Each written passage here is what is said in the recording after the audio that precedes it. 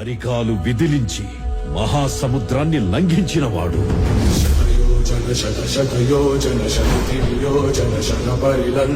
రాక్షస సైన్యాన్ని మట్టుబెట్టి రావణుడి సింహాసనాన్ని కంపించినవాడు.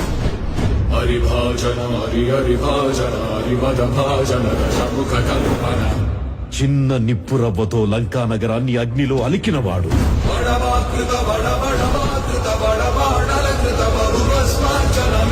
త్రేతాయుగంలో రాముడి నీడయ్యాడు.